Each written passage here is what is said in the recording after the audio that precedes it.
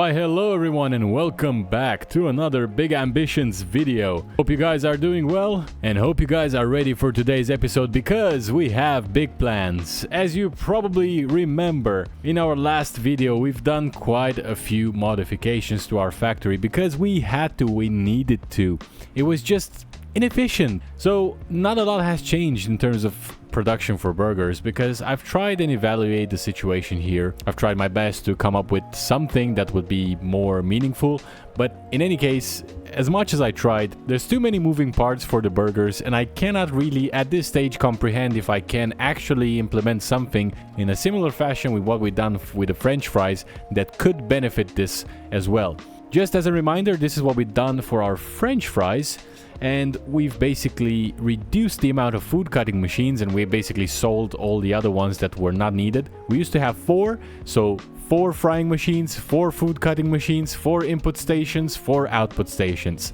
Now that may sound like it's a great idea, but in reality the way it translated into efficiency was very poor. Not only from a production perspective, but also from a salary perspective, from a profit perspective basically.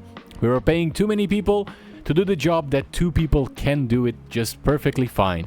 So we had to modify our layout, and as you can see, it's just 1 food cutting machine pushing out cut potatoes to all of these automated frying machines, and then output is very nice and easy. Nobody gets overworked. In fact, it increased our production by a significant amount. As you can see here, now we have 2 minutes to produce, 7.33 per hour. Same for this one. One of them is just slightly more efficient. I don't know exactly what I've done for the second one that makes it slightly more inefficient. But anyway, unfortunately with the burgers, like I said, there's just too many moving parts. We've got input stations for the cheese, then we've got the ground beef, then we've got the dough, and also we've got the automated baking machine. So how many machines do we got? 1, 2, 3, 4 machines in total, and 3 input stations. I tried my best to come around and do something like this, but it's just, like I said, too many moving parts and all of them take a lot of time. The difference here is, as you can see, the food cutting machine takes 5 minutes to produce and then the fryers take 8 minutes to fry the French fries. If I say fry one more time. But with the burgers, it's a mixed bag. All the machines, apart from the food assembly one, take 4 minutes each. So they're pretty balanced, right? Now, how would this look like? Let's say I had 2 automated baking machines that would feed the food assembly machine with burger buns. Would that make any difference? Not really, because we still have 1 sole input for the actual patties. So the machine will still have to wait for the patty to come for it to be able to accommodate the 2 buns that are now produced. Same for the cheese. If I do 4 cheeses in, then it just doesn't change the output. That's what I'm trying to say. So I think the fact that we have 4 separate burger machines right now is the way to move forward. It is a lot of money, of course. Unfortunately, that's the way it goes. But if you guys have any sort of idea of how this can be better optimized and you've done it in your own playthroughs, maybe take a quick video, link it into my comment section and I can have a look and implement the same things here. But that's about it from a factory optimization perspective. We are producing quite a lot of materials, quite a lot of things, and I'm pretty happy with the outcome. The end result is pretty good. If we're looking at the inventory, we have 5,000 burgers and now we have, well, only 2 French fries because we just shipped 5.5k. And in terms of our fast food restaurant, well, it's not lacking in any department. Burgers are still up and coming, 4.4k, and French fries 5.2k. So from a production perspective, nothing changed. From a supply chain, nothing changed. As far as the restaurant is concerned, they're still getting the same products. As far as our profit is concerned, we have increased it by roughly 15%.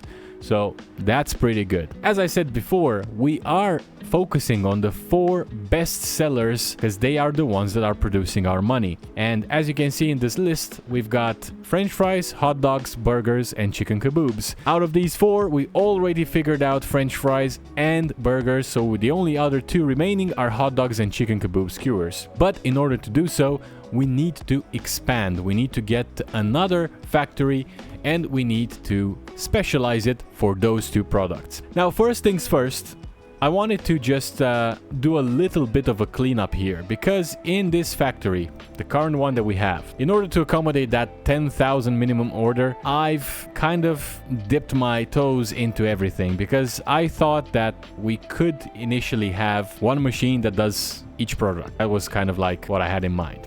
I thought one burger machine would be enough to supply with enough burgers that, you know, our restaurant would be happy. Turns out it's not really the case. We needed a bit more than that. So this is where we are now. And we are constantly getting other materials, other ingredients for that matter, not materials, that we're never going to use. So we need to do a little bit of optimization in the department of logistics. So actually purchasing agents, that's how it starts.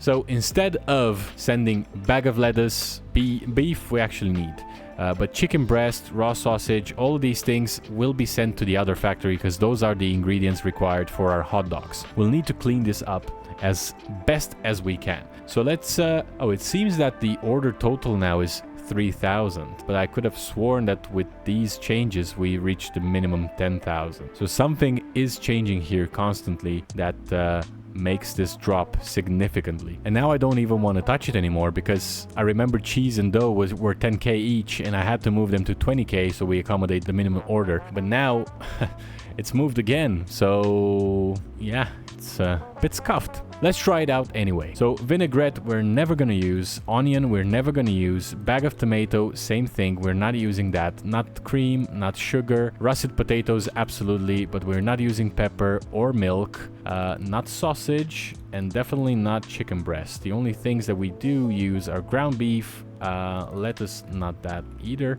Yeah, ground beef, cheese, dough, and russet potatoes. That's it. And what this does is putting us at 3,000. So let's improve, increase, adapt, overcome. So that's 40,000 for the cheese. Let's do 30,000 for the dough, 30,000 for the ground beef. Okay, we're getting there. And then 30,000 for the russet potatoes. That puts us at that minimum order. So it's looking a lot healthier, better. Can we move this to 30,000 and still hit that 10k? Almost. How about 35,000? Oh, what happened there? 35,000. There we go. Cool. That looks exactly how it's supposed to be. We're gonna place the order. This is gonna come to us every 7 days. So that's pretty good in my book. And then the rest of them will have to go to a secondary factory, which we haven't gotten yet, but let's open up Google Maps because it's time for another expansion. Of course. Let's look at the warehouses, because those are the ones that can be transformed into factories. And we need a big one. 1292, that's the sweet spot. There's nothing bigger than that, unfortunately. I wish it was, but it's not. But 1292 will do us just fine. So I guess we could either go left or right. Doesn't really matter. So I think we're gonna go left this time. So let's open up Bisman, rent the building, start a new business. And it's going to be a factory, that's for sure. So we got Freak Engine, but I think because my initial thought was that one factory will be sufficient for our fast food, I called it Freak Engine. But now it's kind of like scuffed, right? Because if I do Freak Engine 2, it just doesn't really sound that nice. It's going to be called Freak Food Factory. It's a nice sounding phrase, I think, but it kind of encompasses what I'm about to be doing. And if I need to change the name in the later stages, I can do that. It's not a problem at all. I guess delivery driver is that, and then factory worker is factory. There we go. So that's done. All good. We will need a lot of employees. And speaking of employees, I think we'll need to redo the schedule for Freak Engine, because we do have a lot of employees, like I said, but we have optimized it. And because we've optimized it, we will have to change some of these guys. Look at this. Look how many factory workers we got here that have no tasks assigned to them whatsoever. So with these guys, I'm gonna repurpose them. I'm not gonna fire anyone, because that will be wasteful. I will only have to re-employ everyone later on. But look how many we've got with no tasks. Yeah. So with these guys, I'm gonna assign business, and it's gonna be the Freak Foods. Freak Food Factory. Done. Perfect. And for whatever reason, the Freak Engine has been cancelled, the scheduler. I'm not sure why. But that doesn't change the fact that we still needed to move those. So let's allow that schedule to complete itself. And now we can go over to our Freak Factory number 2. A nice parking spot, very pretty. I'm gonna go to bed apparently, because it's 2 o'clock in the morning and there's nothing open at this time. The schedule has been completed now. Look how beautiful this is. Looks amazing, looks really good. And now let's call the factory supply depot, because we need to get some machinery. And with that being said, this brings today's episode to an end. If you did enjoy it, please remember to leave a like and subscribe to the channel for more content like this. Thanks again for watching, take care, and I'll see you in the next one.